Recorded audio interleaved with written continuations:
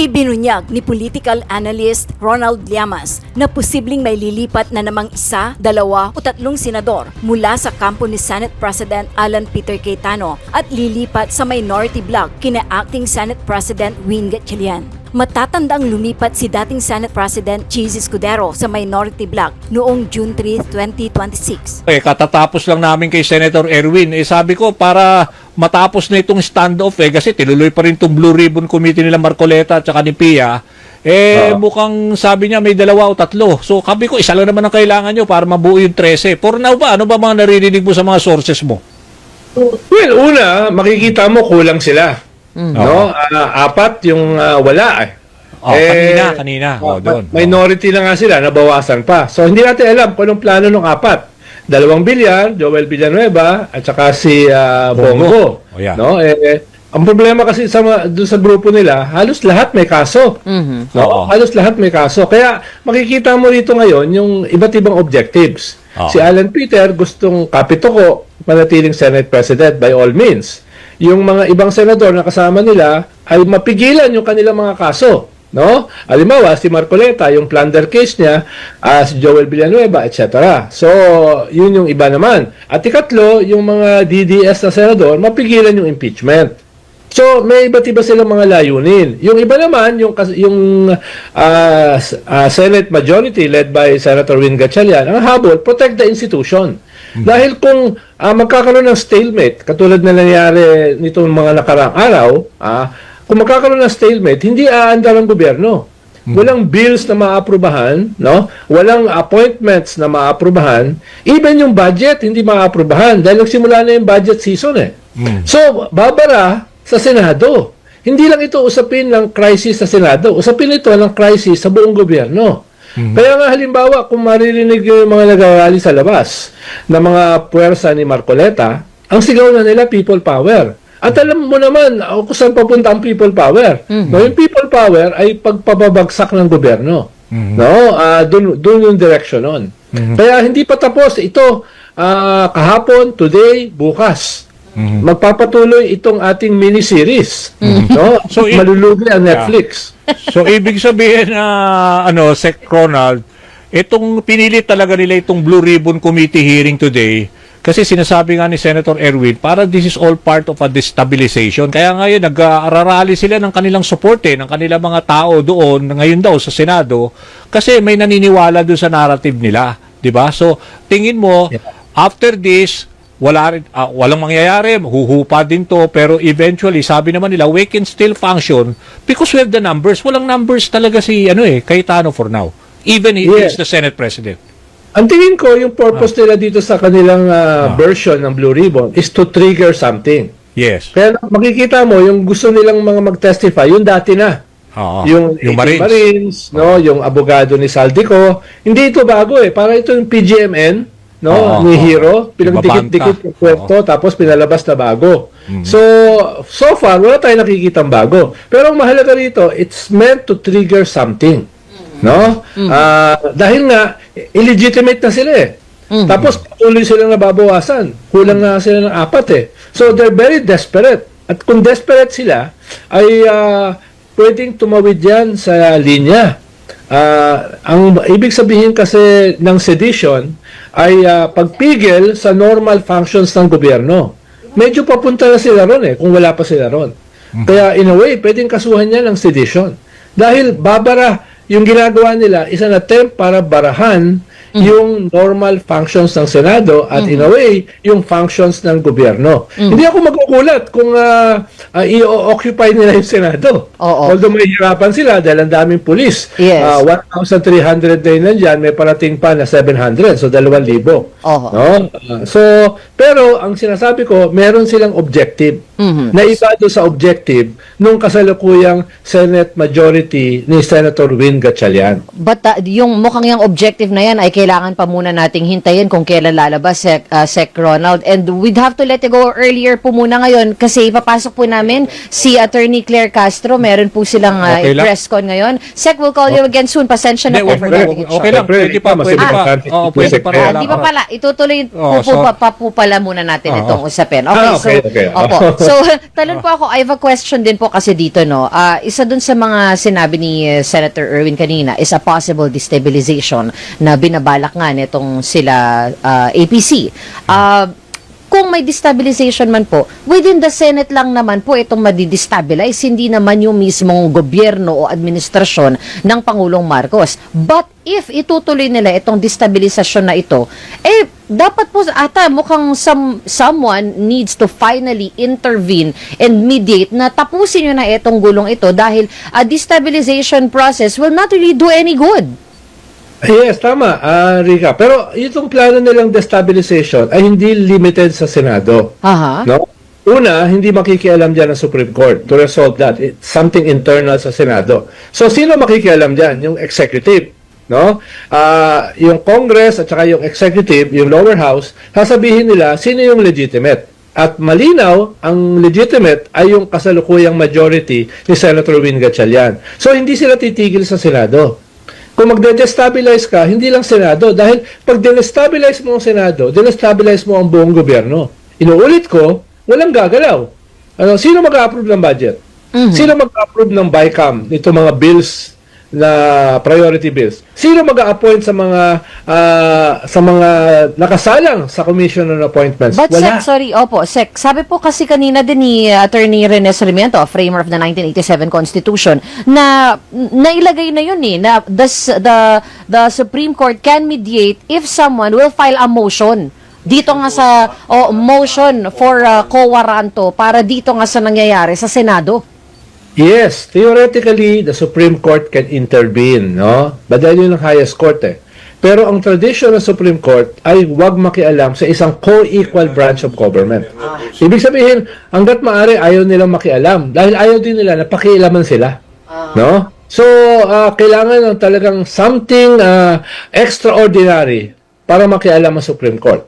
I agree with Attorney Sarmiento na pwede theoretically makialam ang Supreme Court. Pero it will take something very extraordinary para makialam sila sa isang co-equal branch of government. No? Okay. Yun lang ang sinasabi ko. Okay. Kaya for now, ang makikialam dito is the executive. Okay, para... Makikilala nila na legitimate. Okay, sorry medyo kinakapos pero gusto ko lang kung yung anumang latest sa Tweety Bird mo, pwede bang may mangyari this week na mukhang meron ng lilipat? Isa, dalawa? Well, nagulat nga tayo nung tumalon si Cheese, di ba? So, may possibility na may isa o dalawa o tatlo na tumalon. Dahil ang concern nila ay madedemonize sila. Na pinipigilan nila yung functions ng Senado at ng gobyerno. At kung monitor natin yung social media, 90-95% binabanatan sila. At ito hindi trolls to, organic ito. So, siyempre, mga senador yan, concerned sila sa kanilang political future. No? As well as yung mga kaso laban sa kanila. No? Kaya, hindi ako magugulat na within the next few days ay may tatalon. Pero, huwag din kayong magulat kung yung mga nag-rally sa labas ay lalaki. No? May gagawin yan beyond the Senate. Kung lalaki yan, magmamarcha yan, hindi lamang sa Senado. Magmamarcha yan papuntang Malacanang. Kaya wag din kayo magulat. Dahil kwanto push comes to shove, nagtutulakan nagtutulakan. Ang tawag namin diyan sa aming ideology, situation of dual power.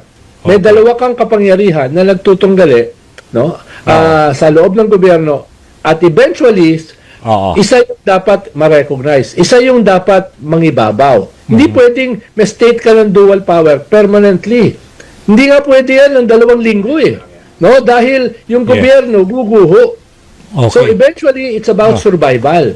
Survival nitong mga nag-organize nitong uprising at survival ng existing government. Something has to give. Kung lalala itong sitwasyon. Nako, Secretary Llamas, mukhang it will be a long day. Maraming salamat sa mga binabahagi mo sa amin. Lagi ako tuloy kinakabahan sa mga binibitawan mo. This is not yet over as far as destabilization. At malamang lumaki palalo, no? Outside the Senate. Popcorn nyo. Okay. More popcorn. Okay. Salamat. Thank you, Sec. Sa ulitin po. Ronald, thank you. Salamat. Paano po yan yung mga empleyado? Ang sabi kahapon ni Senator Alan Peter Cayetano, konsensya nyo na. Sinong pipiliin nyo? yung batay sa konstitusyon o batay sa kapangyarihan? Paano nalilitong mga empleyado? Anong advice ninyo sa Senate employees, Senator Gatchalian? I-clarify namin yan at bibigyan namin sila ng matibay na basis galing sa Civil Service Commission para at itong mga dokumento na manggagaling sa Civil Service Commission ay kikilalanin yung bagong liderato sa ating pamumuno. At dahil nga ang executive ay kinikilala na rin tayo, pati mga communications natin, kikilalanin lang nila yung bagong liderato pagdating sa mga communications and coordination. So, by that sense, magiging kampante na rin ang mga Senate employees natin. Aminado ako at naintindihan ko yung kanilang saloobin at naintindihan ko yung kanilang confusion, pero aayusin rin natin yan. Parang ang lumilitaw, and correct me if I'm wrong, Senator Sherwin, ang mangyayari ngayon is, kung gusto ni na Senator Cayetano na humabol, o di humabol kayo, go to court if you want to question me, but ako ang otoridad ngayon dahil kami ang mas maraming bilang. Tama bang pagkakaintindi ko, Senator Sherwin? Mas maraming bilang, yung proseso natin ay legal, tayo ang kinikilala ng mga different branches of government. At ito yung mga basis, no? Even yung mga, like I said, even yung mga independent legal experts, sinasabi na walang problema sa proseso. And I also wonder, paano po i-deal ni Senator Erwin Tulfo? Di ba may hearing po sa Monday? Naku, isa din po siya sa pinangalanan kahapon. Doon naman sa pinatawag naman na pagtitipon ng grupo ni Senator Alan Peter. Ikaw ang chairman ng Blue Ribbon, isa ka sa pinangalanan ng ex-Marines. Alvin, ito ka-clarify ko lang, no? Yung nangyari kahapon, hindi hearing yun, kundi gathering. At yun ay dahil senador yung mga kaharap at pinapayagan naman yung senador pumasok sa loob ng building, ay, of course, opisina nila yun, ay nakapasok sila sa loob ng building. Pero yung pagtitipon na yun, hindi yun hearing. No? Yun ay para sa akin isang gathering.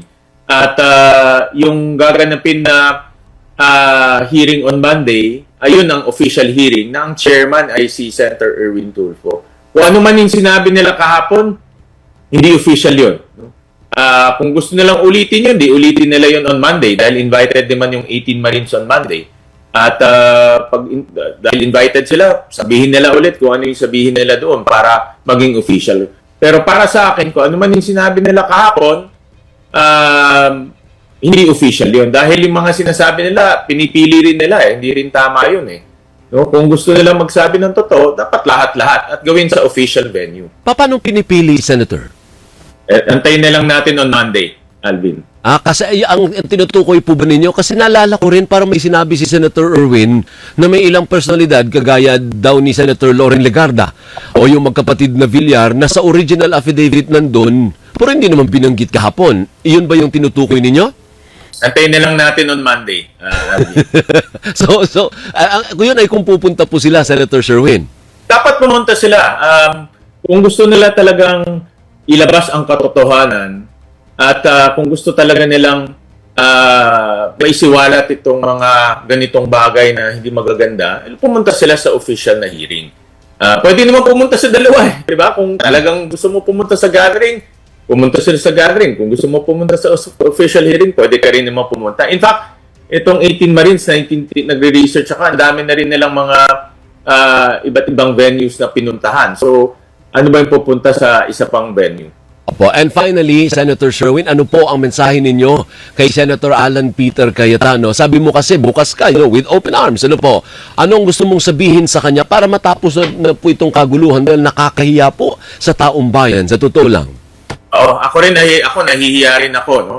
Personally, dahil bilang senador at bilang isang lingkod bayan na hinalal ng taong bayan, ang gusto rin natin ay maibalik sa kanila yung kanilang tiwala at maibalik sa kanila yung serbisyo na dapat ginagampanan namin. At ako, ang mensahe ko naman sa lahat ng ating mga kasamahan ay alam ko ngayon mataas ang emosyon, alam ko ngayon mataas ang hidwaan, pero pag humupa na yan, mag-usap-usap tayo, tingnan natin kung anong maganda sa institusyon, At marami sa kabilang grupo, mga personal friends natin. At hindi naman kami magkaaway. Talaga nangyayari lang yung ganito. Pero ako ay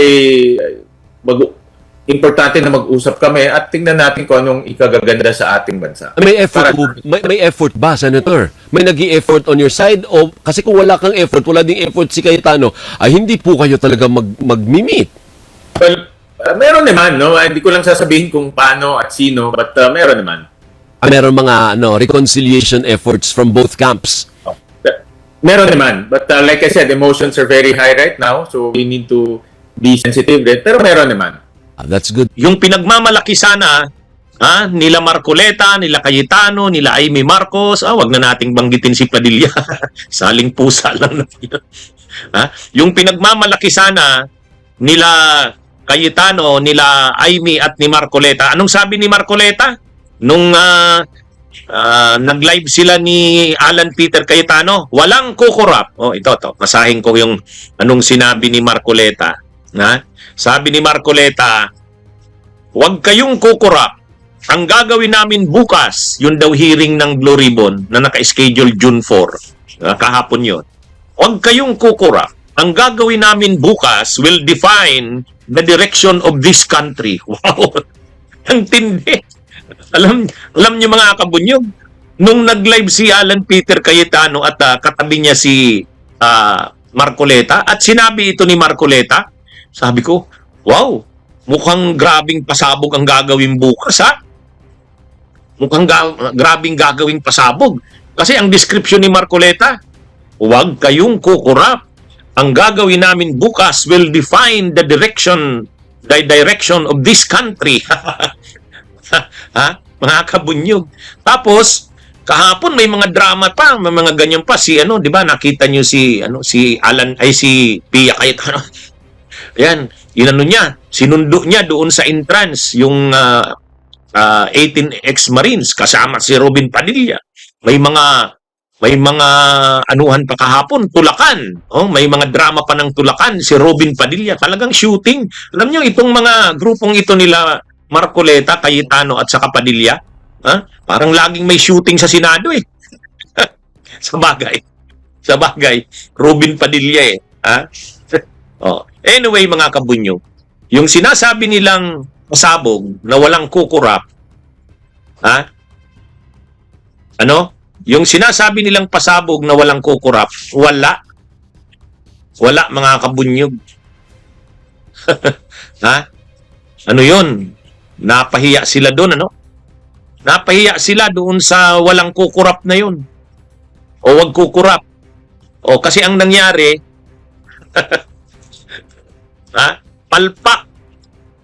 palpak mga kabunyog. Yan ang nangyari dyan. Kaya kaya ang dito, yung inaasahan nila na parang magiging huling barahan na nila yun eh. Ipapakita nila na marami silang ilalantad or i-expose na mga katiwalian daw. Ang lumalabas, ang gusto nilang ipakita doon na yung mga nagtutulak ng impeachment ni Sara, yung mga anti-Duterte, gusto nilang siraan eh. Yung mga porsigido sa pagtutulak ng impeachment ni Sara, yung porsigido sa pag-iimbestiga sa flood control, yung mga anomalya sa flood control, yan yung nila. Gusto nilang talaga siraan. Halimbawa, yung mga senador, yung mga senador na talagang nangungunang lumalaban sa Duterte.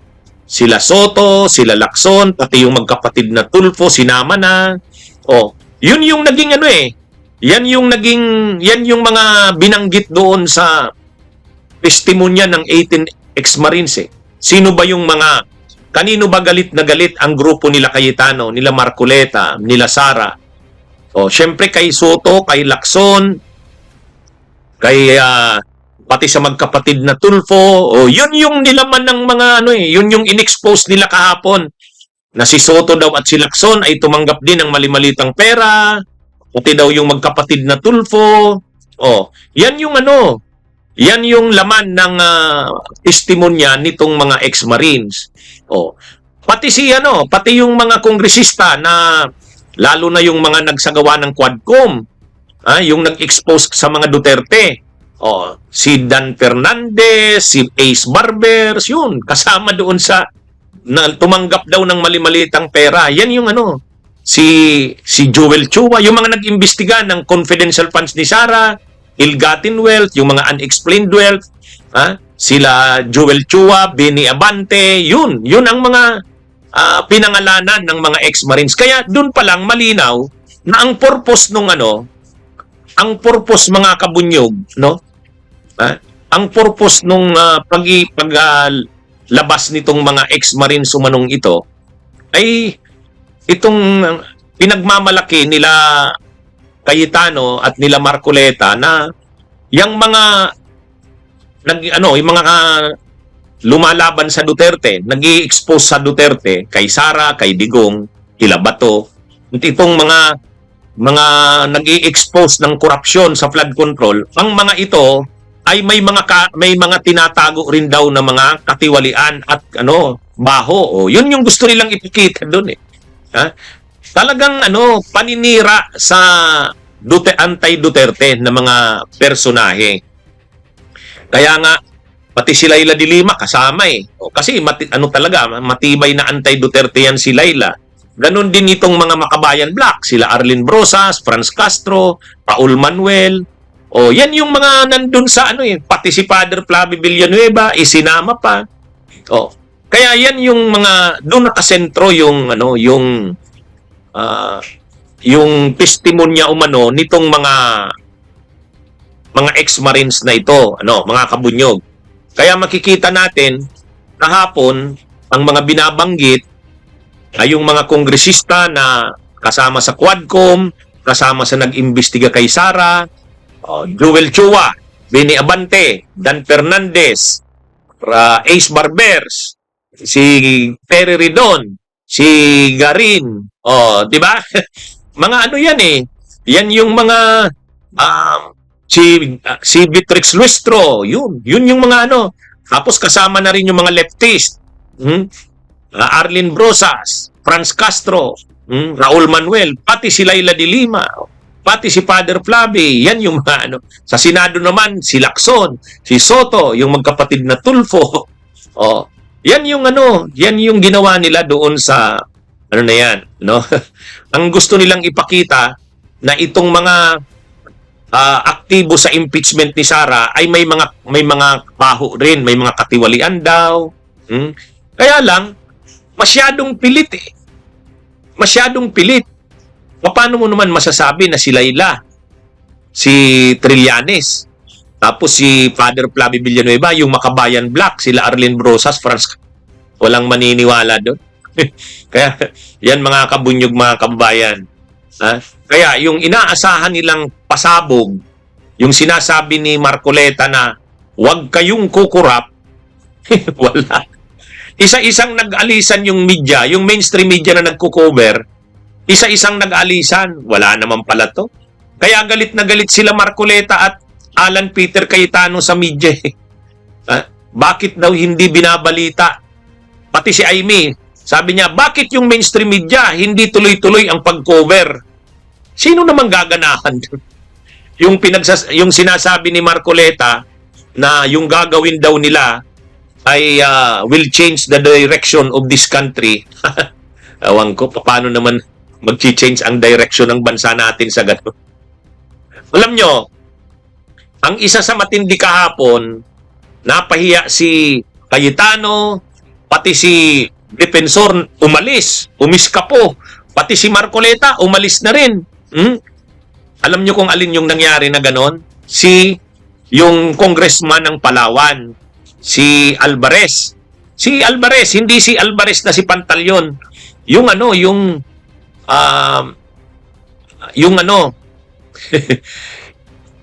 Si Jose Alvarez ng Palawan, nabanggit kasi siya na tumanggap daw ng mali-malitang pera din. Binanggit ni Mike ng mga ex-Marines. ay nung nalaman ni Alvarez na kasama siya, agad-agad pumunta doon. Pumunta sa Senado. Talagang kukumprontahin niya yung mga ex-Marines eh. Nakita siya doon sa gate ng Senado na kumakatok. Kasi siya, gusto niya talagang puntahan doon sa taas kasi ang alam niya naghihiring pa. Kinukover siya ng media alam nga namang hindi siya papasukin pinapasok siya. Pagdating niya doon, wala na si Cayetano. Wala na si Marcoleta. Wala na yung mga ex-Marines, wala na rin si Mike Defensor. Sabi niya ni Alvarez, sayang hindi ko inabutan. Kukumprontahin ko sana yung mga ex-Marines. Sabi ni ang nandun na lang si Cayetano. Di syempre may mga media doon, alam nga namang hindi siya pagsalitain. So pinagsalita pa rin si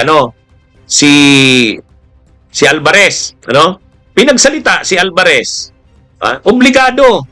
Kasi mapapahiya sila kapag hindi nila pinagsalita si Alvarez doon. Ngayon, anong sabi ni Alvarez? Nandito ako para i-deny. Kasinungalingan niya na ako'y nakatanggap ng mali-malitang pera. Wala yan.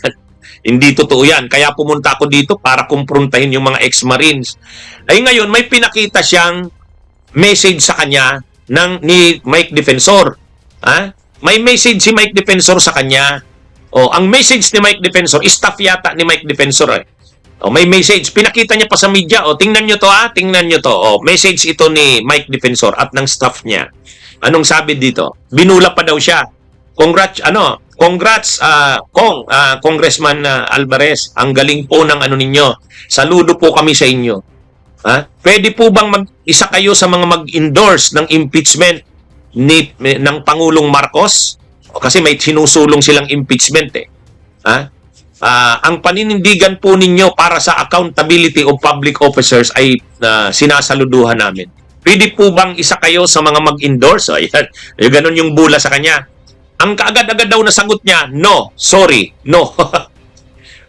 Dahil daw tumanggi siya, ito daw yata yung dahilan, kaya dinadawit na siya ngayon dito sa mali-malitang pera daw na diniliver. Kaya sabi ni Congressman Alvarez, tingin ko ito yung dahilan. Kasi si Mike Defensor niya may message sa akin. Hindi ko pinagbigyan mula noon, nandiyan na yung pangalan ko sa tumanggap ng mali-malitang pera na milyon ng Gusto kong i-deny yan. So anong pinapakita dito sa in-expose na ito ni Congressman Alvarez ng Palawan? Na ang mga pangalan na binabanggit doon ay yung mga pinag-iinitan ng kampo ng Duterte. Pro Duterte, pinag-iinitan nila yung mga kongresista na yun kasi yun yung nakikita nila na kalaban ng Duterte. Kaya lumalabas, demolition job. Yung mga ex-Marines na yon ay hindi naman talaga para i-expose ang korupsyon.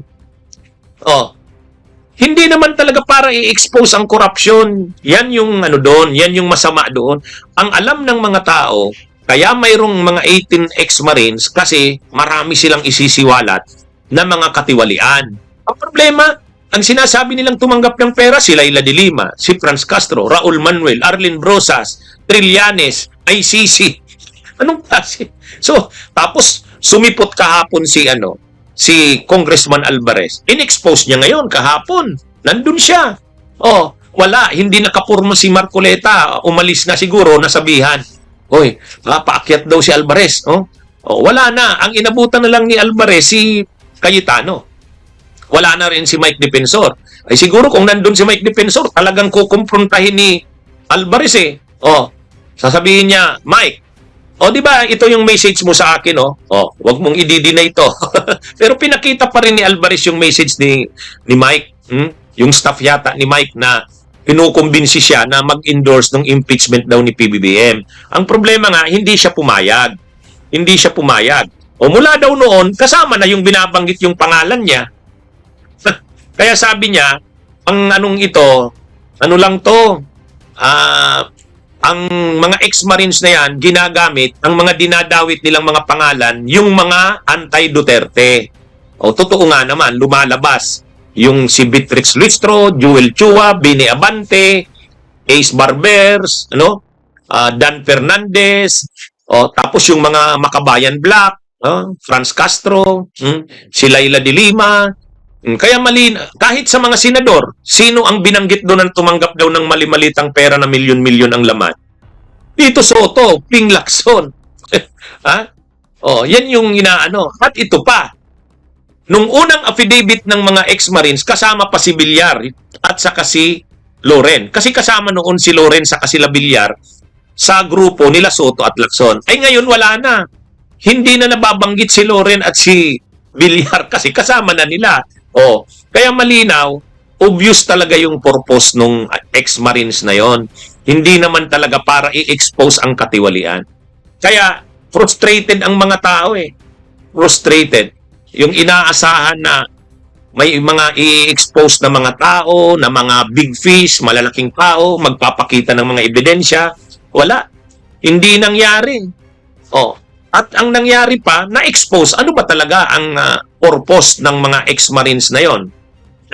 Isa dyan sa nag-expose niyan, si Alvarez kahapon. Kaya nga umakyat si Alvarez dun sa sa hearing mismo. Sabi niya, napapanood ko, may hearing daw, kaya pupunta ako dyan. Pumunta talaga siya. Hindi naman pwedeng hindi siya paakyatin. Kasi nakikita na siya ng media. Mapapahiya sila Cayetano. Pero wala na si Marcoleta, wala na yung ex-Marines, wala na si Mike Defensor. Sayang, kung inabutan si Mike Defensor, siguro kinonfronta niya yan mismo doon. Saka si Marcoleta. Kaya ano mga kabunyog? Yung sinasabi nila na maraming i-expose, ipapasabog yung mga ex-Marines, yung mga grabe daw ang mga korupsyon ay i-expose, wala na. Paano naman maniniwala ang mga tao? Ang binabanggit nilang tumanggap ng mali-malitang pera si Beatrix Sulistro, si Franz Castro, si Laila de Lima, yun. At sa totoo lang, nung bandang huli, ito yung matindi. Inamin mismo nung ex-Marines. Yung ex-Marines na nag-involve kay Laila, sorry daw. Nagkamali daw sila sa pag-expose kay Laila. Hindi daw dapat kasama sila. Kita mo niyo yan. Kita niyo. Kaya, yan mga kabunyog. Yan yung nangyari dyan. Kaya, palpak talaga. Yung inaasahang huling baraha, nila Marcoleta, nila Cayetano, palpak. Ito pa, inamin mismo ng yung Marines. Yung Marines na nag-involve kay Laila, inamin niya mismo. Kasi tinanong mismo siya. Ano ba itong nababanggit dito si Laila de Lima? Totoo ba ito? Ayun. Inamin mismo nung Marines na nagbanggit kay Laila na sorry, sabi niya, nagkamali kami doon, siguro yun, lapse namin yun. Imaginin nyo yan. Ano ba yun? Simpleng pagkakamali ba yun? Unang-una, kilalang tao si Laila de Lima. Kilalang tao. Naging Justice Secretary, naging senadora. At yung nangyari sa kanya panahon ni Duterte, talagang sino bang hindi makakakilala kay Laila? O ngayon, ang sinasabi ng ex-Marines nung una, doon sa original nilang affidavit, si Laila de Lima daw ay balik-balik doon sa townhouse. Kausap daw sila Romualdez, sila Saldico. Bawat daw pag-alis ni Laila, may dala ng paper bag. Alam daw nila pera yun. Bakit daw nila nalalaman na pera ang laman nun? Kasi daw, nandun daw sila sa loob kapag linalagyan ng pera yun. Yung mga staff daw ni Saldico, yung sila Mark Picsay ba yun? Saka si Estrada. Ano daw yun? Linalagyan daw ng pera yung Tuloy, nung una nga, ang sinasabi ng mga ex-Marines na yan, ang maleta ng pera ang binibigay kay Laila. Pero nung bandang huli na hindi ka paniwala yung maleta, masyado ng gas-gas, paper bags naman daw. Kaya lang, ilang beses daw pumunta si Laila doon sa townhouse. Nagmi-meeting daw sa si Martin Romualdez at saka si Saldico. Kaya lang, nung kinonfronta sila kahapon, nung kinonfronta mismo, bakit di ba hindi pa naman congresswoman si Laila? Kasi ang binabanggit nila 2022 to 2025. Ha? Yan kasi yung kasagsagan ni Saldico bilang Appropriations Committee Chair ng House. 2022 to 2025. Yun din yung panahon na sinasabi nitong mga ex-Marines na nagbibigay sila ng mali-malitang pera, paper bags ng pera. Problema, hindi pa naman congresswoman si Laila ng 2022. Nakakulong pa siya niyan. Nakakulong. At naging congresswoman lang siya nitong eleksyon nung Mayo 2025. O ngayon, anong sinabi nung ex-Marine? Doon po kay Laila de Lima, nagkamali po kami, laps po yun. Mga kabunyog, mga kababayan, magkakamali ka ba doon? Ang ibig sabihin nun, talagang gusto nilang sirain si Laila.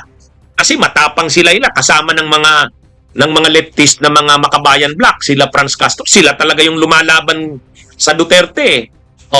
Si Laila de Lima. O ngayon, saka si Trillanes. Para masira si Laila, pinalalabas nilang tumatanggap din ito ng mali-malitang pera. Nung bandang huli na hindi ka panipaniwala yung mali-malitang pera, paper bags naman daw. Pero hindi mo na rin pwedeng maano yun kasi nga nakakulong nga si Laila ng 2022. At hindi pa siya congresswoman. Bakit naman siya bibigyan ng pera nila Saldico?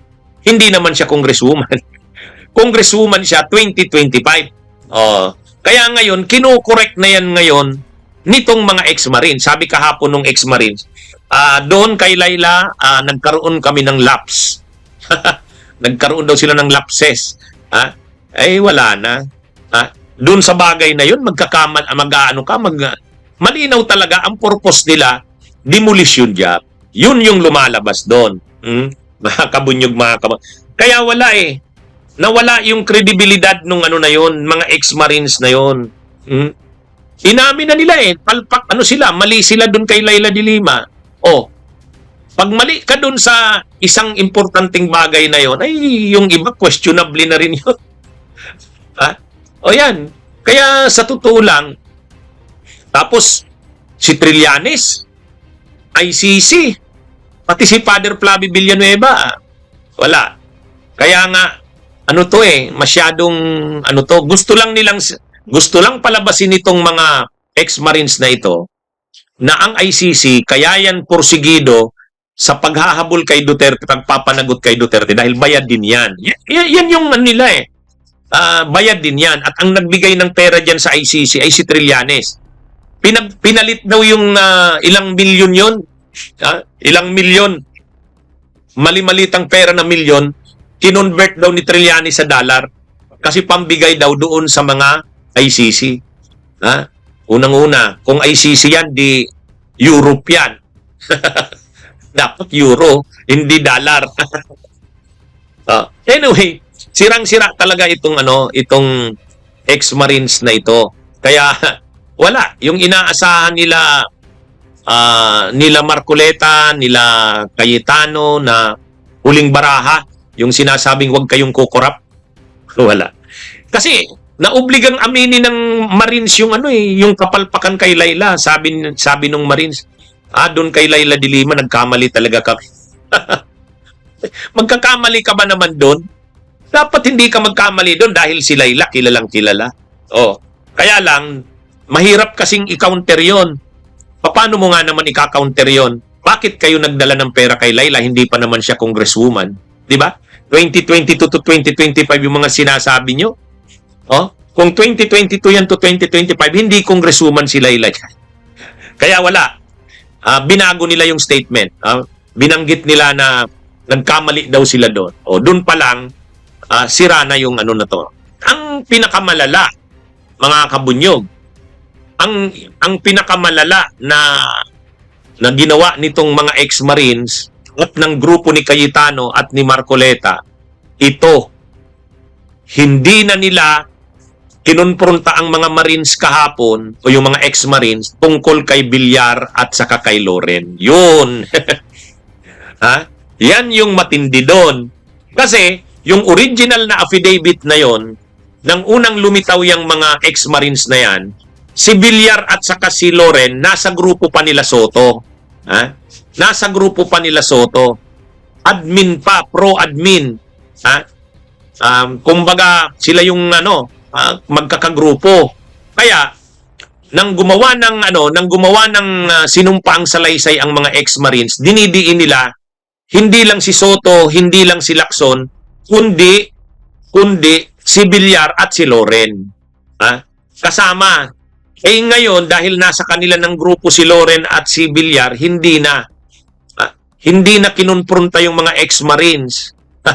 Yan. Yan na naman, nagpapakita yan na bias itong grupo na ito ng ex-Marines. Kung sino lang yung tinuro sa kanila siguro, nila Mike Defensor, nila Baligo, nila Marcoleta, at nila Aimee, at saka ni Alan Peter Cayetano, ito yung tirahin natin. Yun ang gagawin nila. Kaya ang nangyari dito, mga kabunyog, attack dog. Mga attack dogs itong mga Marines na ito. Kaya, yan mga kabunyog. So yan yung na-expose na naman sila doon. Kasi bakit hindi na pinag-uusapan si Villar at si Loren? Samantalang doon sa original na affidavit nila, yung unang labas ng affidavit nila, yung pinaka-original, nandun si Loren at saka si Loren at saka si Villar. Ngayon, nang kinonfronta niyan itong si Cayetano sa press con niya, ang sabi ni hindi ko naman kasi alam yung original na affidavit, wala akong kialam doon, sabi niya. Kasi hindi na nila kayang ipaliwanag.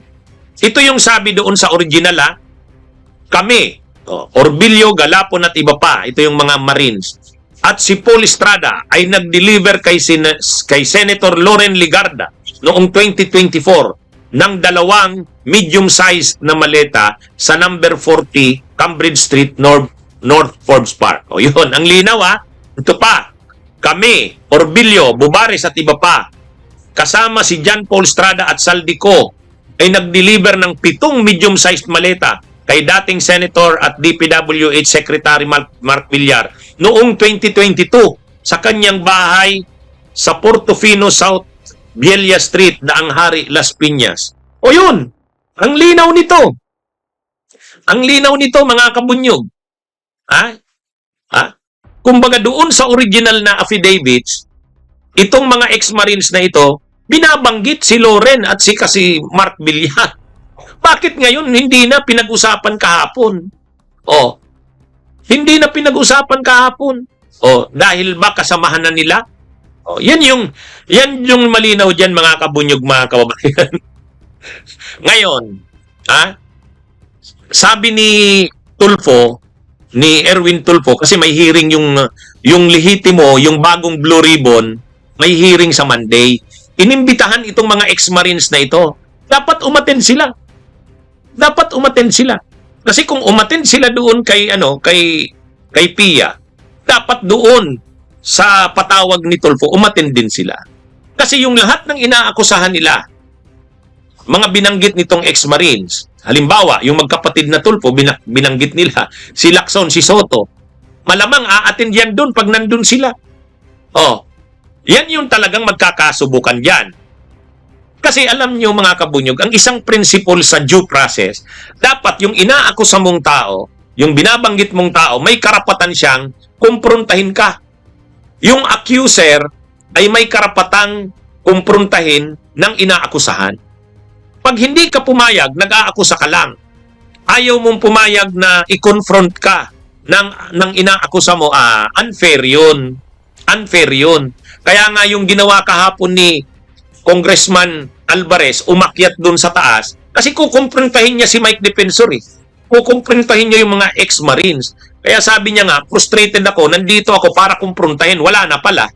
Ngayon sa Monday, dito ngayon masusubukan itong mga ex-Marines.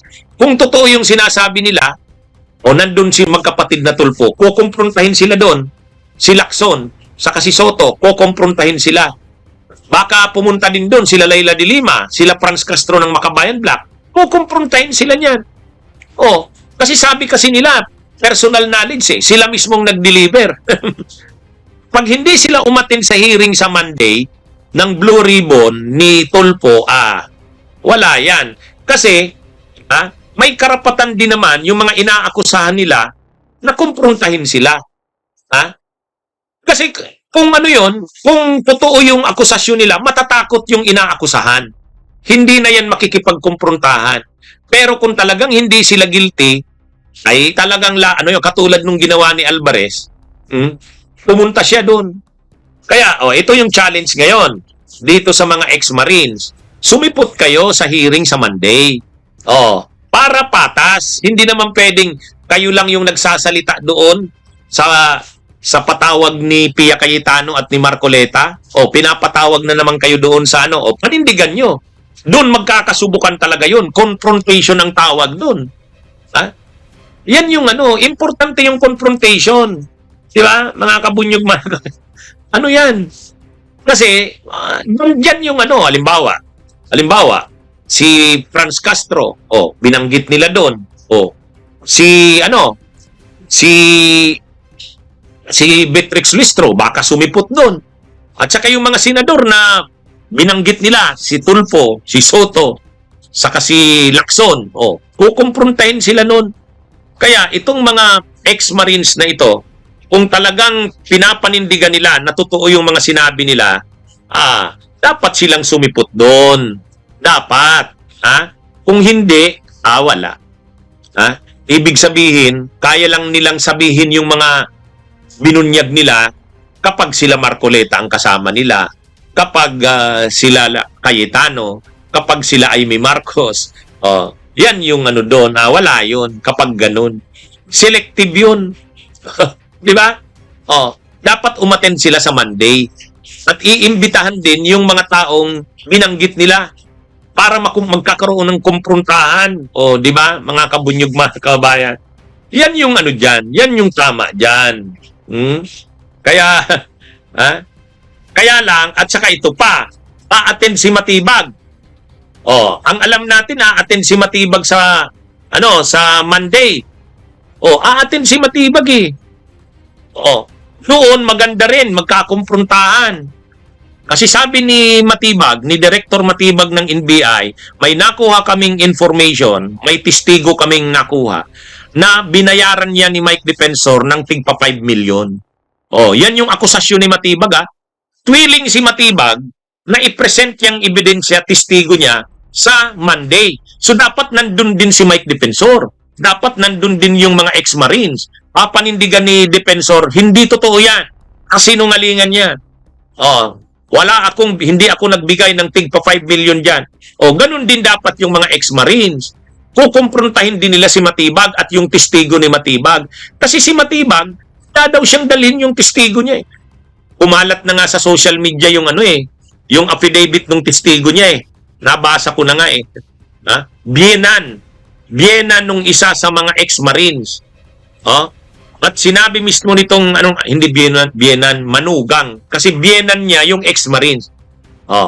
Kaya ito mga kabunyog, mga kababayan, dapat magkakumprontahan sa Lunes. At isa sa seryosong issue na binayaran umano ni Mike Defensor ng tigpa 5 million yung mga ex-Marines na yan. Yan yung lumalabas na sabi ni Matibag, mayroon na silang testigo. Kaya dapat sagutin ni kung si Mike Defensor papanindigan niyang hindi totoo yan, di dapat sisipot siya sa Lunes. Sisipot siya. Kukumprontahin niya, ipapahiya niya si Matibag at yung testigo ni Matibag.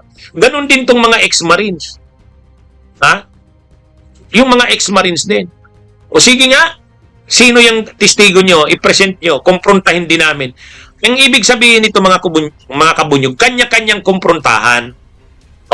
Ang aligasyon ng testigo ni Matibag, nabayaran daw yung mga ex-Marines. Kukumprontahin ngayon ng ex-Marines at saka ni Defensor, yung testigo ni Matibag.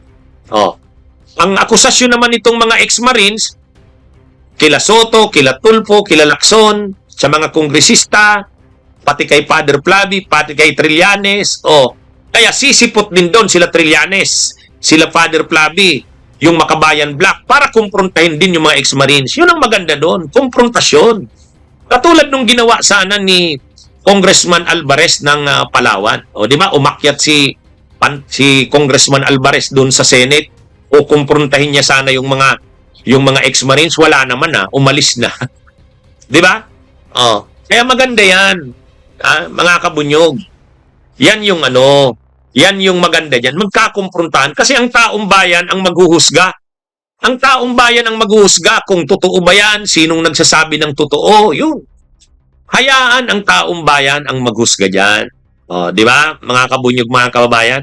Si Matibag sinisiraan ni Alan Cayetano. Ang dapat daw natawag kay Matibag Marites.